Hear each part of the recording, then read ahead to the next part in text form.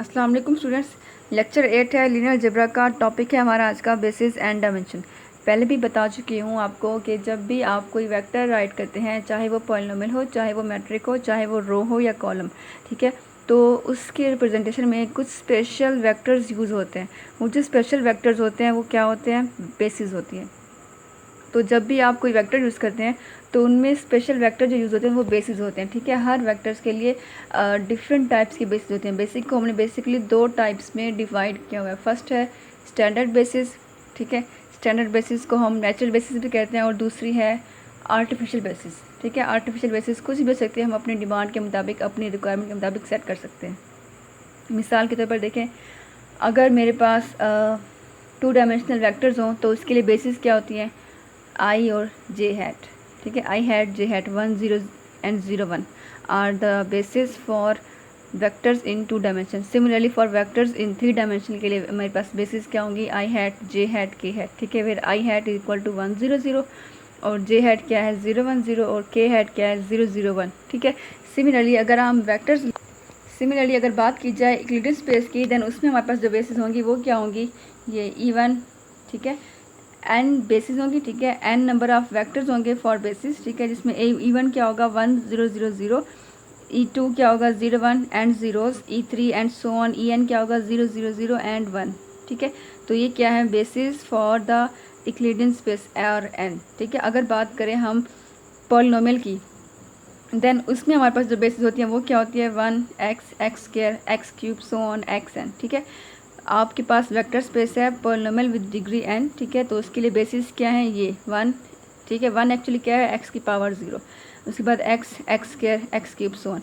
ये हमारे पास नेचुरल या स्टैंडर्ड बेसिस है for the polynomial of degree n, ठीक है, जिसमें n की डिग्री हमेशा या तो जिसमें x की डिग्री मैक्सिमम या तो n होगी या n से लेस होगी, ठीक है। डिपेंड करता है फिर अगर आप इसका कोई सबसेट ले रहे हैं उसके ऊपर। उसी तरह से अगर मैट्रिक्स को देख लें, हमारे पास यहाँ पर देखो मैट्रिक है फॉर ऑर्डर 2 बाई 2, ठीक है। तो इसकी बेसिस क्या है? ये 1 0 0 0 1 0 0 0 0 1 0 एंड 0 0 0 1। जितने मैट्रिक्स में एलिमेंट्स होंगे, एंट्रीज, मैट्रिक्स में जितने एलिमेंट्स या एंट्रीज होंगे उतने ही हमारे पास बेसिस के वेक्टर्स होंगे, ठीक है। तो ये तो हो गए डिफरेंट एग्जाम्पल बेसिस की। अब प्रॉपर डेफिनेशन क्या है बेसिस की? प्रॉपर डेफिनेशन की तरफ अगर आएँ तो let V be a vector space, a set of vector B is equal to b1 b2 b3 so on bn in v is called basis of v if. अब दो condition है। First condition क्या है कि जो set B के जो vectors हैं वो लीनियरली इंडिपेंडेंट होने चाहिए। लीनियरली इंडिपेंडेंट होने का मतलब क्या है? इसका मतलब ये है कि जो बेसिस वेक्टर्स होंगे ना, ठीक है, वो एक दूसरे के ऊपर डिपेंड नहीं करने चाहिए, ठीक है। लीनियरली इंडिपेंडेंट हो, एक दूसरे के ऊपर डिपेंड नहीं करने चाहिए। सेकंड कंडीशन क्या है? सेकंड कंडीशन ये है कि B span the space V, मतलब कि ये सेट बी के जो वेक्टर्स हैं उनका अगर आप लीनियर कॉम्बिनेशन बनाएं, देन जो रिज़ल्ट आएगा वो वेक्टर स्पेस वी को बिलोंग करना चाहिए हर हाल में। बी के जो वेक्टर्स हैं वो बी के जो वेक्टर्स हैं इनका लीनियर कॉम्बिनेशन वी को बिलोंग करना चाहिए। अगर ऐसा नहीं है देन इट मीन्स के बी वी को स्पेन नहीं करता, देन उस सूरत में बी जो है वो वी की बेस नहीं होगी, ठीक है। यहाँ तक ये हो गया। उसके बाद कुछ मज़ीद इसके थ्योरम्स हैं, कुछ कॉन्सेप्ट्स हैं, वो देख लेते हैं। फर्स्ट ऑफ ऑल है uniqueness of representation of vectors with respect to a given base. के कोई भी बेस सेट हो आपके पास, b equal to b1 b2 b3 so on bn, be a basis of real vector space v, then every vector of vector space v can be expressed as a linear combination of the basis vectors, ठीक है। कि vector space v का जो भी vector होगा ना, आप उसको यूनिकली एक्सप्रेस कर सकते हैं in the form of this base set, ठीक है। हर वेक्टर की रिप्रेजेंटेशन जो है वो यूनिक होगी, रिपीटेशन अलाउ नहीं है, रिपीट नहीं होगा, ठीक है। इसी चीज़ को आगे थ्योरम की फॉर्म में दिया गया है। Let B is equal to b1 b2 b3 so on bn be a basis of vector space v, then any vector v can be uniquely expressed as a linear combination of the basis vectors bi। Conversely अगर देखें इसको तो every vector in v can be expressed as the linear combination of vector in a set b, then the set b form a basis of the vector space v। मतलब कि अगर v का हर vector B set की ये linear combination की form में आप right कर सकते हैं, दैन इट मीन्स कि जो सेट बी है वो क्या है, वो वेक्टर स्पेस वी के लिए बेसिस बना रहा है। ठीक है, आपने सिर्फ इसकी स्टेटमेंट लेनी है for solving the questions and concept के लिए। और आगे देखें ज़रा, coordinates relative to a basis. अब कोऑर्डिनेट्स क्या होते हैं बेसिस के लिहाज से? तो जब भी आप किसी वेक्टर को बेसिस की फॉर्म में राइट करेंगे ना, ठीक है, तो बेसिस के जो कोफिशिएंट्स होंगे, वो जो कोफिशिएंट है एक्चुअली वो क्या है, कोऑर्डिनेट है उस फिक्स वेक्टर के। ठीक है, मिसाल के तौर पर देखिए मैंने एग्जांपल ली हुई है R3 वेक्टर स्पेस की, ठीक है, जिसमें नेचुरल बेसिस ये हैं E1 E2 E3। मैंने इसका एक फिक्स एक स्पेशल केस लिया हुआ है, V1 इज इक्वल टू 3 2 5। ठीक है, देखें 3E1 plus 2E2 plus 5E3। अगर इसको कंपोनेंट की फॉर्म में लिखें तो 3 2 5। ठीक है, तो 3 2 5 क्या है, कोऑर्डिनेट्स है, where A1 E2 and E3 are basis. Similarly V2 लिए यहाँ पर देखिए, अब यहाँ पर शो भी हो रहा है कि हर वेक्टर की जो रिप्रेजेंटेशन है वो यूनिक है। ठीक है, फिक्स और डिफरेंट जो है यूनिकली इसको हम इसको रिप्रेजेंट करेंगे विद बेसिस। ठीक है, as a linear combination of basis. और यहाँ पर यह है कि जो लीनियर कॉम्बिनेशन की जो कोफिशिएंट्स हैं वो क्या है, एक्चुअली उस वेक्टर के कोऑर्डिनेट्स हैं in that vector spaces. Next एक छोटा सा थ्योरम है, उसको देख लेते हैं थोड़ा सा डेफिनेशन के लिहाज से। Linear independence of vectors and bases, एक बिल्कुल एक छोटा सा रिलेशन है बिटवीन लीनियरली इंडिपेंडेंस वेक्टर्स और बेसिस के बीच। देखें कि आपके पास कोई वेक्टर स्पेस V है, ठीक है, और उसकी बेसिस ये हैं B1 B2 B3 and Bn। ठीक है, अब ये है कि जो वेक्टर स्पेस है आपने क्या करना है, फ़र्ज़ करें आपने इसके कुछ सबसेट्स बनाए हुए हैं। ठीक है, S1 S2 S3 कुछ इसके आपने सबसेट बनाए हैं। अब ये है कि सबसेट में जो वेक्टर्स हैं, ठीक है, अगर number of vectors in subset is less than number of vector in base set, then we can say the vector in the subsets are linearly independent. ठीक है, अगर सेकंड कंडीशन क्या है, सेकंड कंडीशन ये है कि अगर सबसेट में मौजूद वेक्टर की तादाद बेस में मौजूद वेक्टर की तादाद से ज़्यादा है, देन जो सबसेट है उसके वेक्टर्स लीनियरली डिपेंडेंट हैं। ठीक, दो पॉसिबल कंडीशन है। फ़र्ज़ करें कि आपके पास कोई वेक्टर स्पेस है, ठीक है, V, आपने उसका सबसे वेक्टर स्पेस V है जिसमें 5 बेसिस है। ठीक है, और आपने क्या किया, उस वेक्टर स्पेस के आपने कुछ सबसेट्स ले लिया। मैंने फ़र्ज़ कर लिया एक सबसेट लिया है वेक्टर स्पेस V का S, जिसमें मेरे पास 4 वेक्टर्स हैं। ठीक है, जबकि मैं कहती हूँ कि वेक्टर स्पेस V की जो बेसिस थी उसमें 5 वेक्टर्स थे। तो आप देखें बेसिस में 5 है लेकिन सबसेट में 4 थे, तो 4 is less than 5। It means कि जो वेक्टर्स जो सबसेट है उसके जो वेक्टर्स है वो क्या है, लीनियरली इंडिपेंडेंट है अकॉर्डिंग टू दिस थ्योरम। ठीक है, और एक और केस लेते हैं, एक और सबसेट ले लेते हैं। ठीक है, इसी वेक्टर स्पेस का जिसमें 5 वेक्टर्स थे, एक और सबसेट लेते हैं जिसमें मेरे पास फ़र्ज़ कर लें कि मोर देन 5 वेक्टर्स हो जाएं। ठीक है, फ़र्ज़ कर लें आप 6 वेक्टर्स हैं, 7 वेक्टर्स हैं। ठीक है, देन उस सूरत में देखिए आप 6 is greater than 5, 7 is also greater than 5। It means के जो सबसेट है, सबसेट में मौजूद वेक्टर्स की तादाद बेसिस में मौजूद वेक्टर की तादाद से ज़्यादा है। तो इट मीन्स कि जो सबसेट है उसके जो वेक्टर्स है वो लीनियरली डिपेंडेंट है। ठीक है, फर्दर हम क्राइटेरिया भी पढ़ चुके हैं लीनियरली डिपेंडेंस और इंडिपेंडेंस को चेक आउट करने का, कि अगर आपने क्या करना था, उन वेक्टर्स को यूज़ करके मैट्रिक्स बनाया। हर वेक्टर मैट्रिक के एक कॉलम को रिप्रेजेंट कर रहा था, आपने उनको यूज़ करके एक मैट्रिक बनाया, मैट्रिक का डिटर्मिनेंट चेक किया। अगर वो 0 आया था देन हमने कहा था कि मैट्रिक जो है जो वेक्टर्स हैं वो लीनियरली डिपेंडेंट हैं।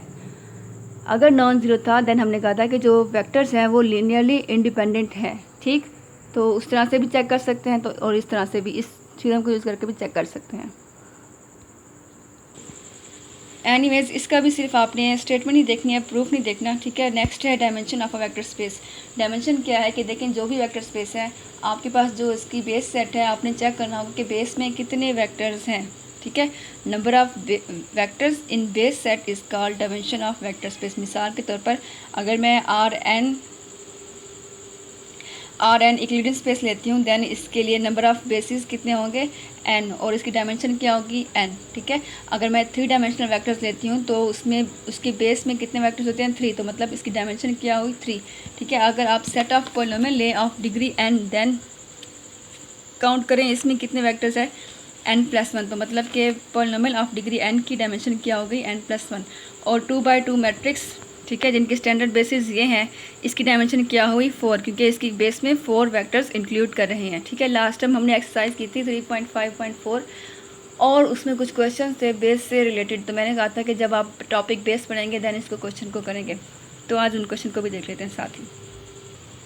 क्वेश्चन हैं, चेक करना है कि जो वेक्टर्स गिवन हैं क्या ये लीनियरली क्या ये बेस बना रहे हैं या नहीं। ठीक है, यहाँ पर देखें 3 डायमेंशनल बेस को चेक करना है। ठीक है, यहाँ पर देखें पॉलिनोमियल है ऑफ डिग्री 2 और चेक करना है कि क्या ये vectors polynomial of degree P2 के बेसिस बना रहे हैं या नहीं। ठीक है, सिमिलरली यहाँ पर 4 बेसिस गिवन है, आपने चेक करना है कि क्या ये वेक्टर्स m2/2 की बेसिस बना रहे हैं या नहीं। ठीक है, मैंने क्या कहा था कि जब भी आपने वेक्टर स्पेस को करेंगे ना आप, तो हर जो भी आपका एक सेट में जितने भी मेंबर्स हैं, ठीक है, सेट का हर मेंबर एक वेक्टर कहलाएगा। ठीक है, आप सेट के हर मेंबर को एक वेक्टर कहेंगे। ये वेक्टर 1 है, ये वेक्टर 2, वेक्टर 3। सिमिलरली यहाँ भी वेक्टर 1, वेक्टर 2, वेक्टर 3, वेक्टर 4। ठीक है, और इसको हल करने का मैंने शॉर्टकट क्या दिया था आपको कि जब आप इन वेक्टर्स को मैट्रिक्स की फॉर्म में कन्वर्ट करेंगे देन आप क्या करेंगे, हर जो वेक्टर है वो मैट्रिक्स के एक कॉलम को रिप्रेजेंट करेगा। देखें U1, U2, U3, U4 को चेक करना है कि क्या ये 2x2 मैट्रिक्स को के लिए बेसिस बनाते हैं या नहीं। तो क्या 2 कंडीशन थी, एक कंडीशन तो ये थी कि लीनियरली इंडिपेंडेंट हो। ठीक है, और दूसरी क्या थी, दूसरी थी कि स्पेन भी करना चाहिए m2/2 को। ठीक है, तो यहाँ मैं आपको एक शॉर्टकट देती हूँ कि पहले तो आप क्या करें, पहले आप ये करें कि जो भी आपके पास वेक्टर्स हैं आप उनको मैट्रिक्स की फॉर्म में फर्स्ट ऑफ ऑल राइट कर लें। देखिए मैंने इसको मैट्रिक्स की फॉर्म में राइट कर लिया। हर वेक्टर एक मैट्रिक का एक कॉलम बना रहा है। देखिए ये U1 है 1 2 1 0 1 2 1 0 first column, U2 0 1 1 0 0 1 1 0 second column. इसी तरह से U3 इसने C3 बनाया और U4 ने C4 बना दिया। ठीक है, तो ये इन कॉलम्स इन वेक्टर्स को मैंने कॉलम की फॉर्म में यहाँ राइट कर दिया। उसके बाद आपने करना ये होगा कि आप इस मैट्रिक्स को रिड्यूस्ड एचेलॉन फॉर्म में कन्वर्ट करें। ठीक है, रो ऑपरेशन लगाएं, कॉलम ऑपरेशन लगाएं, जो भी आपको इजी लगे। ठीक है ना, उनको यूज़ करें और इसको कन्वर्ट करें रिड्यूस्ड एचेलॉन फॉर्म में। रिड्यूस्ड एचेलॉन फॉर्म में जब आप इसको कन्वर्ट करेंगी तो आपने गौर ये करना होगा एट द एंड आपने इसको गौर ये करना होगा कि क्या कोई रो या कोई कॉलम ऐसा तो नहीं जो कि पूरा का पूरा ज़ीरो हो रहा है। ठीक है, अगर कोई रो या कोई कॉलम एंड में ज़ीरो हो गया है देन इट मीन्स कि जो आपके वेक्टर्स थे वो लीनियरली डिपेंडेंट हैं। ठीक है ना, ऐसा है ना, मैट्रिक्स की प्रॉपर्टी है कि जब भी मैट्रिक का एक रो या एक कॉलम ज़ीरो हो रहा है या 2 रोज़ या 2 कॉलम सिमिलर हो रहे हैं देन इट मीन्स के जो मैट्रिक है वो सिंगुलर है, उसका डिटर्मिनेंट ज़ीरो है। ठीक है, तो determinant zero, singular, non invertible, मतलब क्या है, मतलब कि वो जो वेक्टर्स थे वो क्या है, लीनियरली डिपेंडेंट। ठीक है, तो जब आप इसको रिड्यूस एचेलॉन फॉर्म में कन्वर्ट करेंगी तो जब भी ऐसा होगा कि एक रो या कोई कॉलम पूरा का पूरा ज़ीरो हो गया है, किसी भी सूरत में डिटर्मिनेंट ज़ीरो आ रहा है देन इट मीन्स के लीनियरली डिपेंडेंट है। ठीक है, क्योंकि इसके ऊपर मैंने रो ऑपरेशन लगाए और ये मेरा देखें आप स्टेप बाय स्टेप इसको किया है और ये मेरा एंड में रिड्यूस्ड एचेलॉन फॉर्म ही बन गया। ठीक है, तो मतलब क्या है, इसका मतलब C1 की एक प्रॉपर वैल्यू आएगी। ठीक है, K1, C2 की भी प्रॉपर वैल्यू आ जाएगी, फ़र्ज़ कर लें K2, C3 की भी कोई प्रॉपर वैल्यू आ जाएगी K3, इसी तरह से C4 की भी एक प्रॉपर वैल्यू आ जाएगी, जिसको मैंने यहाँ पर K4 का नाम दिया हुआ है। ठीक है, इट मीन्स कि C1 2 3 4 ये सारे के सारे इंडिपेंडेंट है। ठीक है, एक दूसरे के ऊपर डिपेंड नहीं कर रहे। ठीक है ना, इंडिपेंडेंट है और स्पेन भी कर रहे हैं। ठीक है ना, स्पेन कर रहे हैं, इसका हमें कैसे पता चला, क्योंकि ये सारे के सारे in the form of other constants आए, एक दूसरे के ऊपर डिपेंड नहीं कर रहे। अगर फ़र्ज़ कर लें कि C1 C2 के ऊपर डिपेंड कर रहा है, ठीक है, C1 इज इक्वल टू फ़र्ज़ कर लें K1 + 2 C2 आ गया। ठीक है, इस तरह से C3 आ जाए, फ़र्ज़ कर लें C1 + C4, देन उस सूरत में ये स्पेन नहीं कर रहा बल्कि लीनियरली डिपेंडेंट है।